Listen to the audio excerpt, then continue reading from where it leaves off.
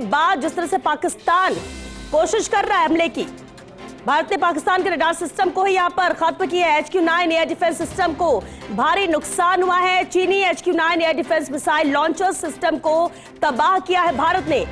पाकिस्तान का ये air defence system है जिसे पूरी तरह से खत्म कर दिया है, तबाह कर दिया है भारत ने। HQ-9 एयर डिफेंस सिस्टम को भारी नुकसान हुआ है। पाकिस्तान का डिफेंस सिस्टम पूरी तरह से बर्बाद किया है भारत ने।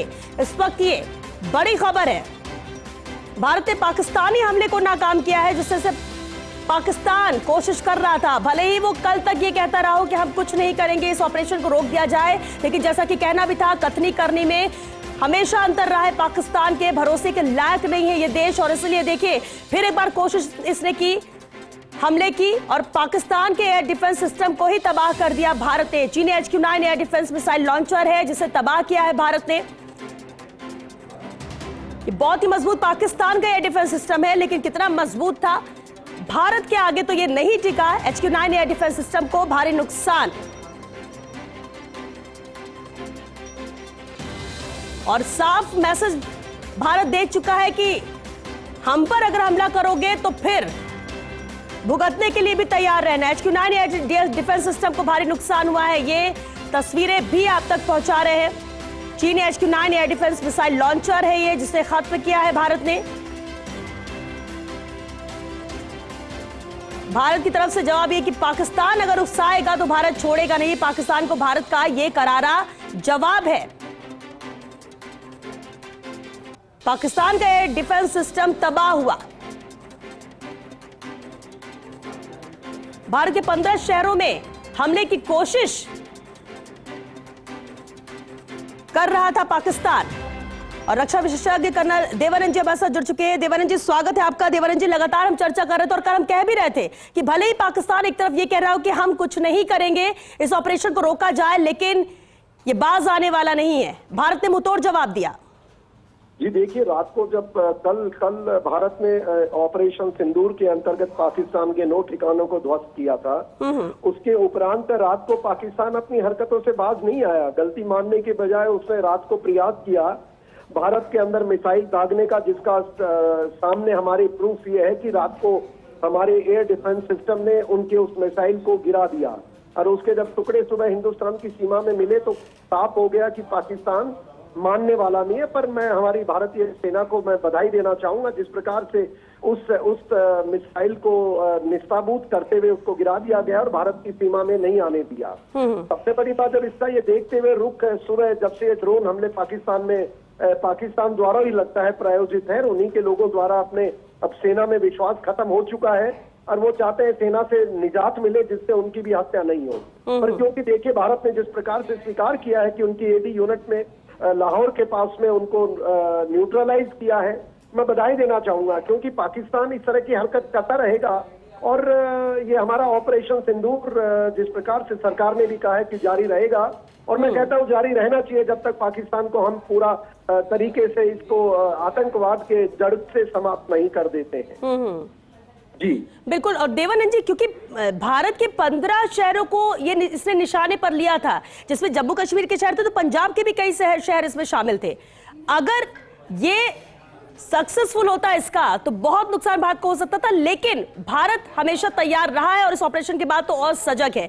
आप कैसे देखते हैं कि ये जो चीनी HQ-9 air defence missile launcher है, ये किस तरह का है, कितनी तबाही इससे हो सकती थी?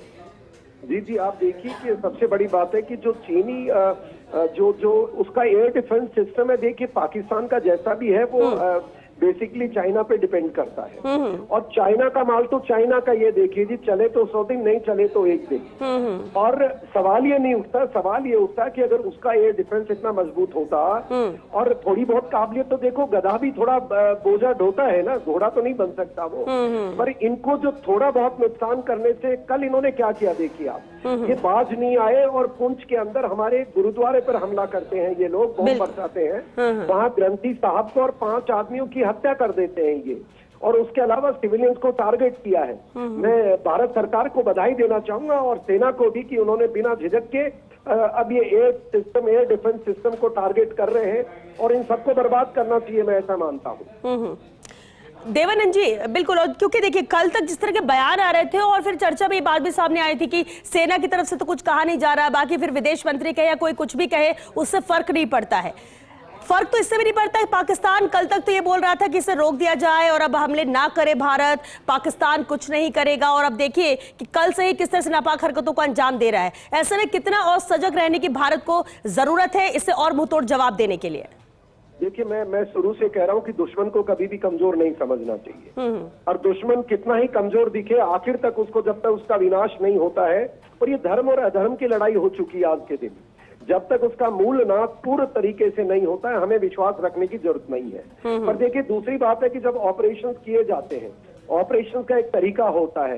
भारतीय सेना बिल्कुल सही तरीके से तसल्ली बख्श और हर चीज का ध्यान रखते हुए कर रही है कि बिना मतलब नागरिकों का नुकसान, कोई भी सिविलियन हो, वो भारत का हो पाकिस्तान का, निर्दोष व्यक्ति का नुकसान नहीं करे, हत्या नहीं करे, कोलैटरल डैमेज कम से कम रख रही है। इसीलिए देखिए अभी जो दूसरा प्रहार भारत ने किया है वो एयर डिफेंस सिस्टम को किया है, जिससे कि जब हम जाकर के पाकिस्तान के सैन्य ठिकानों पर हमला करें तो एयर डिफेंस के कारण हमारे सैनिकों का नुकसान नहीं हो, पाकिस्तान बाज नहीं आएगा। और मैं पाकिस्तान के नागरिकों से आग्रह करना चाहूंगा, देखिए अगर आप अपनी सेना से नाखुश हैं, आपकी सेना वैसे ही अधर्म के काम कर रही है, पाकिस्तान के लोग सड़कों पर हैं, बलूचिस्तान के लोग सेना को मार मार के भगा रहे हैं, पीओके के लोग बात पाकिस्तान को भगा रहे हैं, उधर खैबर पख्तूनख्वा में पाकिस्तान के लोग सेना को भगा रहे हैं। मैं आग्रह करूंगा ये पंजाब के अंदर जो सेना के ये नागरिक है, पाकिस्तानी पंजाब, आप अपनी सेना को ठिकाने लगाइए, इनको जाकर के वापस, आपने जैसे पूर्व में इनको सबक सिखाया है, ये सेना आपको मरवाएगी।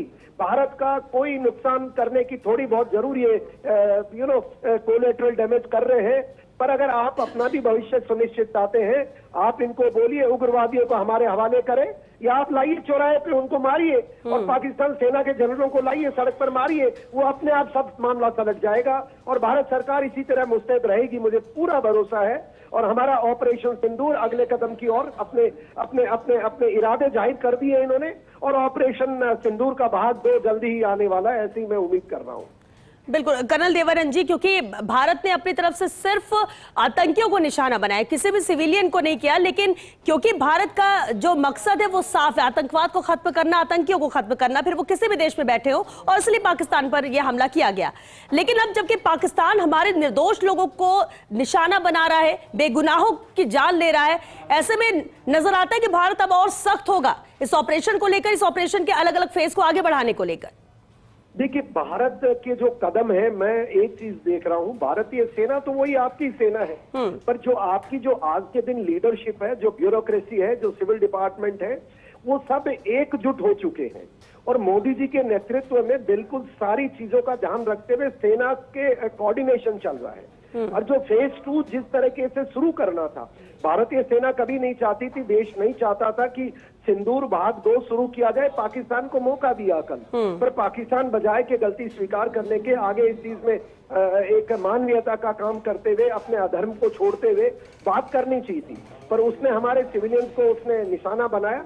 और मैं आपको बता दूं, जो खबरें ऐसी आ रही है, पुंछ में 5 हमारे सैनिकों का भी बलिदान हो गया है, क्योंकि पाकिस्तान कल काफी हमले किए हैं, और रात को जो उन्होंने अपने अमृतसर में करने की कोशिश की, तो सिविलियन इधर हमारा एयर डिफेंस बिल्कुल सटीक निकला। और अब भारत, मैं मानता हूं, अपनी जो दूसरी कदम है इसका, पाकिस्तान के इन हमलों का जवाब देने की शुरुआत कर देनी चाहिए, और मुझे लगता है शाम तक पाकिस्तान को इसका जवाब मिल जाएगा। बस मैं एक ही आग्रह करता हूं नागरिकों से कि हमें शांति बनाए रखनी चाहिए, और कुछ भी दुश्मन की तरफ से नापाक इरादे भी उसके आते हैं, तो हमें इकट्ठे होकर के भारतीय सेना का मनोबल और ऊंचा करना है। किसी प्रकार के भारतीय सेना में मैं पूरा आपको यकीन दिला सकता हूं, जो ऑपरेशन 2 आएगा तो उसके बाद पाकिस्तान, मेरे ख्याल से ऑपरेशन 3 की हिमाकती उनकी नहीं होगी। और पाकिस्तान के नागरिकों के लिए मेरा संदेश है, अब समय आ गया है, उस मुल्ला मुनीर को लाइए, भारत के हवाले करो, और आप भी जरा अपने नागरिकों की रक्षा करें, ऐसी मैं कामना करता हूं। लेकिन कर्नल देवानंद जी, बिल्कुल, अब देखिए भारत तो अपने नागरिकों की सुरक्षा उसके लिए प्राथमिकता है, और यही वजह है कि जब उनकी जान पर भारी आती है तो फिर भारत भी मुंहतोड़ जवाब देता है पाकिस्तान को। लेकिन पाकिस्तान की तस्वीर कुछ अलग है, वहां के उनके लोग ही उनसे परेशान हैं, सेना से परेशान है। अब वो आवाज तो बुलंद करते हैं लेकिन ज्यादा कुछ कर नहीं पाते। अब ऐसे में सेना पाकिस्तान की सेना भारत को टारगेट कर रही है और खास बात ये जो 15 शहर है ये सैन्य ठिकानों को निशाना बनाया गया। हालांकि इसे भारत ने नाकाम किया है। देवानंद जी, आपसे समझना चाहेंगे कि ये पाकिस्तान, क्योंकि आपने अभी कहा कि ये तो चाइना पर निर्भर है और इसके जो मिसाइल है जिस पर ये बहुत ज्यादा उड़ रहा है, जिस पर ये अपने आप को समझ रहा है कि बहुत मजबूत है, वो ये सब चीनी माल है। ऐसे में देवानंद जी क्या लगता है कि क्या पाकिस्तान आगे भी ऐसी कोशिश करेगा, क्योंकि कल से लगातार वो यही कर रहा है, भले अभी हमने इसको फेल किया। जी देखिए, लातों के भूत बातों से नहीं मानते हैं। एक कुत्ते की टेढ़ी दुम है पाकिस्तान, ये कभी सीधी नहीं होगी, इसका पूर्ण विनाश करना ही पड़ेगा। और जैसे मैंने कहा कि अधर्म और धर्म की लड़ाई है, तो अधर्म को अब पूरा तरह बिल्कुल उसको खत्म करना पड़ेगा। पर आज की भारत देखिए, जो एक प्रॉब्लम भारत में क्या थी कि हम इनोसेंट सिविलियंस को नहीं मारना चाहते हैं।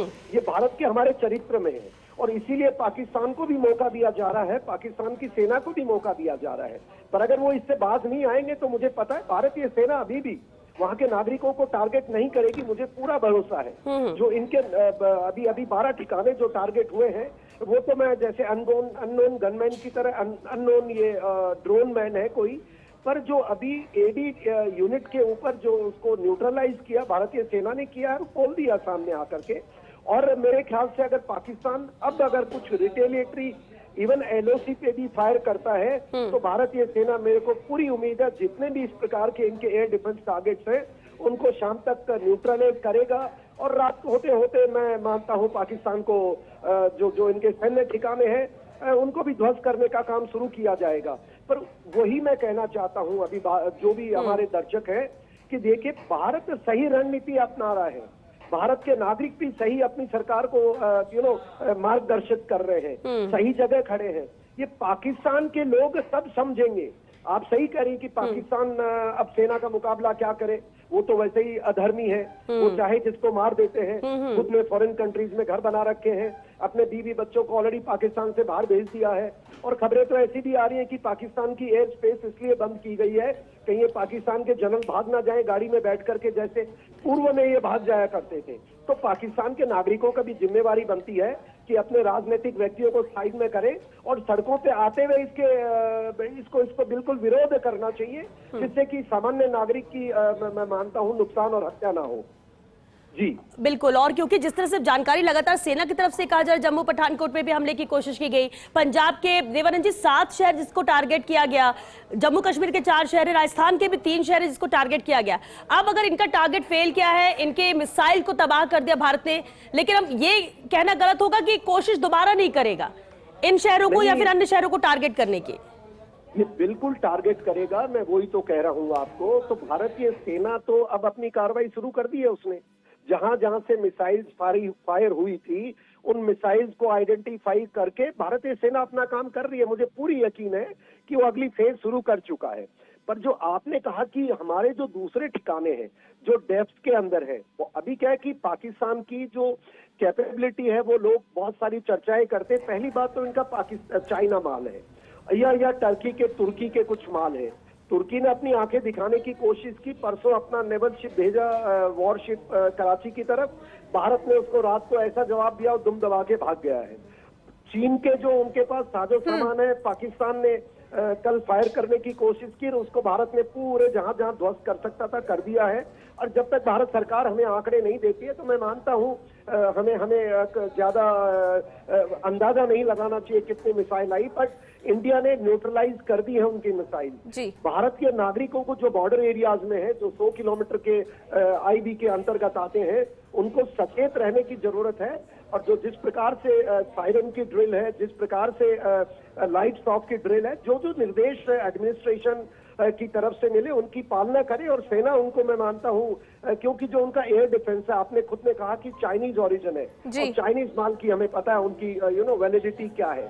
तो इस तरीके से, पर जो भी हो, मैं बार बार कहता हूँ गधा कभी घोड़ा नहीं बन सकता, पर गधा क्या है, न्यू सेंस जरूर करता है। और ये इनकी न्यू सेंस चलती रहेगी जब तक कि हम फेज 2 को इंप्लीमेंट नहीं करते।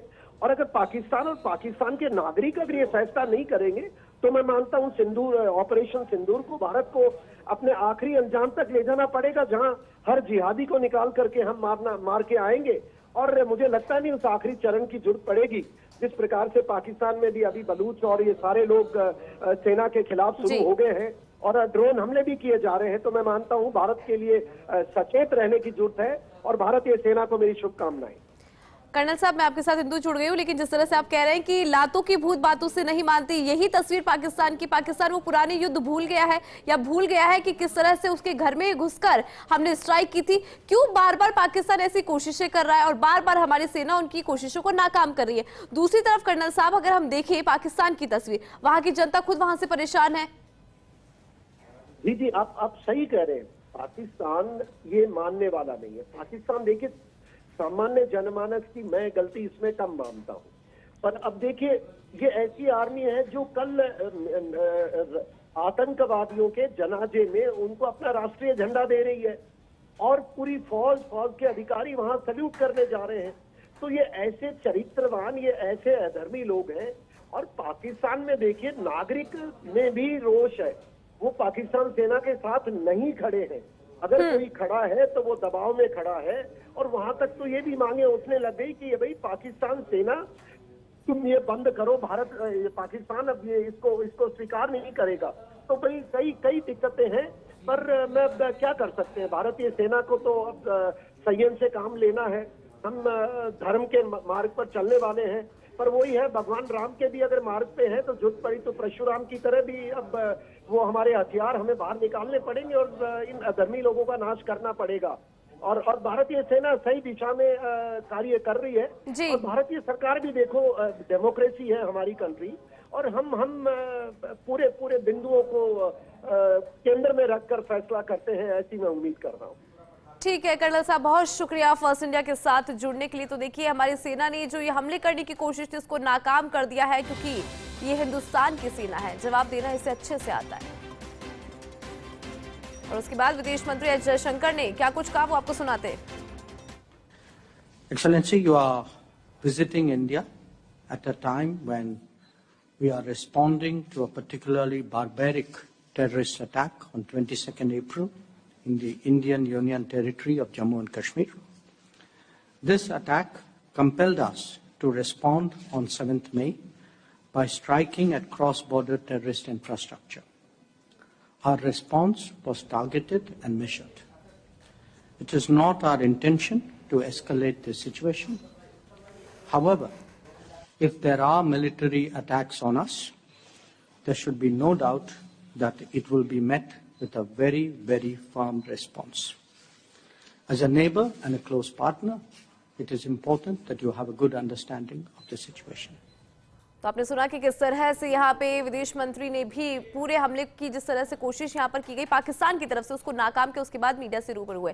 साथ ही हमारे साथ अभी रक्षा विशेषज्ञ कर्नल अनुपम जी जुड़ गए हैं फोन लाइन पर, उनसे जानकारी देते। कर्नल जी, अगर बात करें पाकिस्तान की, पड़ोसी पुल पाकिस्तान लगातार नासुर बना हुआ है। ये बार बार भूल जाता है कि हिंदुस्तान की सेना है, इसे जवाब देना आता है। बार बार हमले किए जा रहा है, क्या कहेंगे?